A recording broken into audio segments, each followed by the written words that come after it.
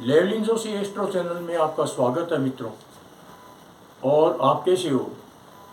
मेरे वीडियो सुनते भी हो, आप लाइक भी करते हो, सब्सक्राइब भी करते हो और मेरे को बड़ी खुशी होती है। आज मैं आपको एक जनरल टॉपिक दे रहा हूँ, उसी के ऊपर बात करूँगा कि अच्छे ज्योतिषी जो हैं उसकी प्रेडिक्शन से 100% सही नहीं होती कई बार, और 100% तो किसी भी ज्योतिषी की प्रेडिक्शन से सही हो भी नहीं सकती। एक बात तो मैं आज जो आपको बता रहा हूँ, इधर बोर्ड पे देखिए, intelligence, intuition and God blessing is must for right prediction. Intelligence number 1, intuition number 2, God blessing number 3। ये किसी भी एस्ट्रोलॉजर के लिए बहुत ज़रूरी है। कोई भी ज्योतिषी होगा उसके अंदर ये 3 क्वालिटी बहुत ज़रूरी है, अदरवाइज प्रेडिक्शन जो होगी वो मतलब बहुत ही कम सफल हो पाती है प्रेडिक्शन। इंटेलिजेंस ज्योतिषी में मिलती है, इसके बिना तो ज्योतिषी बनते भी नहीं। और मैथमेटिकल जो है कैलकुलेशन है, मैथमेटिकल उसकी इंट्यूशन है, वो भी उसकी मजबूत होती है ज्योतिषी की। चाहे आप माने चाहे न माने कोई भी, लेकिन मैथमेटिक्स जब अच्छी होगी तो उसकी निश्चित रूप से इंटेलिजेंस भी बढ़िया हो ही सकती है। दूसरे व्यक्ति को रीड करने की पावर कितनी है एस्ट्रोलॉजर में, दूसरा व्यक्ति को रीड कितना कर सकता है वो, उसकी साइकोलॉजी, उसका मनोविज्ञान, उसकी तकलीफ को कितनी को फीलिंग्स दे सकता है, ये बहुत ज़रूरी होता है।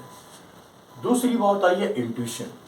ये जो इंट्यूशन है ये गॉड गिफ्टेड होती है, अंतर्दृष्टि, अंतर्ज्ञान होता है, अंतर्ज्ञान कहेंगे इसे। ये गॉड गिफ्टेड होता है, इसके पीछे कोई कैलकुलेशन नहीं चलती, इसके पीछे कोई लेबर करने से हासिल हो जाए ऐसी बात नहीं है।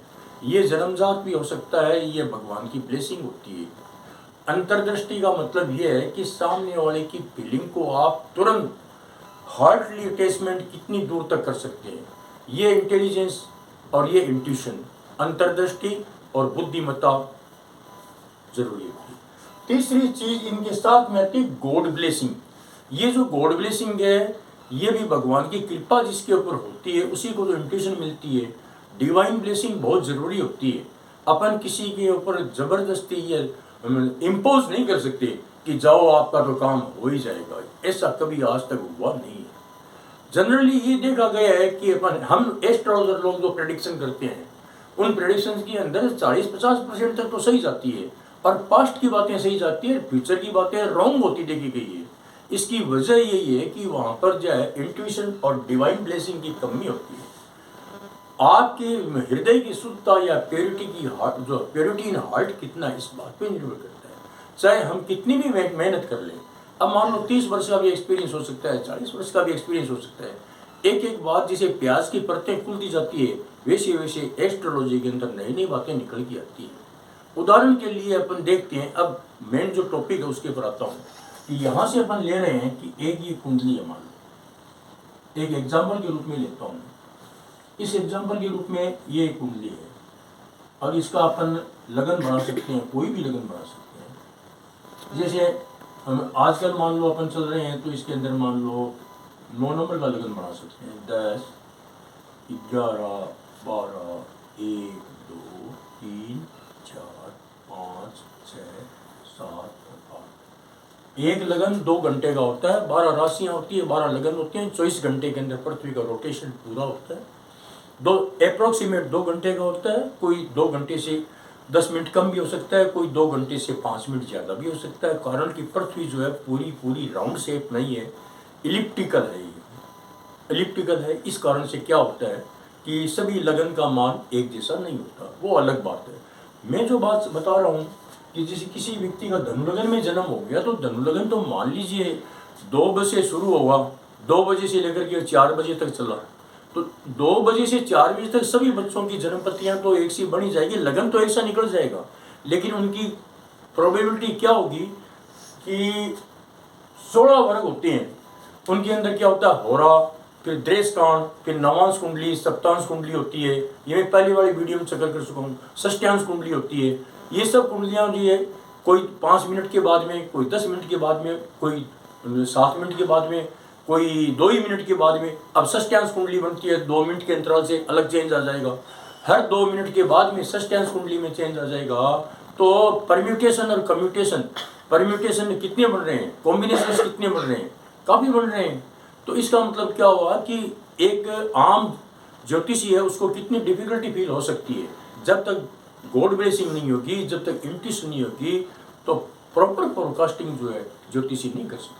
यहाँ पर मान लो किसी का जन्म मेष लगन के अंदर पहला नवांश है, वो मेष का, धनु लगन में पहला नवांश तो मेष का हो गया, दूसरा वृष का हो गया। वो 13 मिनट के बाद में जो दूसरा बच्चा जन्मेगा उसकी शारीरिक आकृति में चेंज आएगा। मेष वृक मिथुन लगन में फिर मिथुन का नवांश आ जाएगा, फिर कर्क का नवांश है, तो 9 भाग कर देते हैं। इस तरह से उनकी जो शारीरिक आकृति में चेंज आएगा।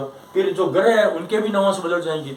मान लो किसी का सूर्य तुला राशि में है लेकिन नवांश राशि में मेष राशि में चला गया, तो ये सब बातें एनालिटिकल है, इनका विश्लेषण करना ही पड़ता है। इस तरह से ये सारी बातें संभव मतलब तभी होगी जब आपका प्रॉपर इंटेलिजेंस होगा, हार्ड लेबर होगा, तब होगा। ये मैं आपको इसलिए कह रहा हूँ कि हम लोग करते हैं तो एक आम आदमी, एक लेमैन की समस्या क्या होती है कि भाई ज्योतिष है, कई लोग साथ में ये भी करते हैं भाई हार्ड लेबर जरूरी है, मेहनत करेंगे। गीता का उपदेश है कि कर्म किए जा फल की चिंता मत करे इंसान, वो बात है कर्म किए जा, लेकिन कर्म प्लस भाग्य दोनों मिलकर के आपका कॉम्बिनेशन बनता है। जो आप कर्म करते हो, जो आपका भाग्य करते हो, जब तक आप कर्म नहीं करेंगे तब तक आपका भाग्य खुलेगा नहीं। जो भाग्य की अलमारी की चाबी कर्म के हाथ में है। आपके सत्कर्म होने चाहिए जिसमें दूसरों की तकलीफ नहीं हो। जितनी दूसरों की तकलीफ नहीं होगी उतना ही आपके ग्रहों की पोजीशन पीढ़ी दर पीढ़ी सुधरती चली जाएगी। जितनी आपके पाप कर्म या समाज के विरोधी कर्म आएंगे उतनी आपकी कुंडलियां पीढ़ी दर पीढ़ी बिगड़ती चली जाएगी। एक मैंने जनरल टॉपिक आपको लिया आज, आपने वीडियो को सुना, इसके लिए बहुत बहुत धन्यवाद। सब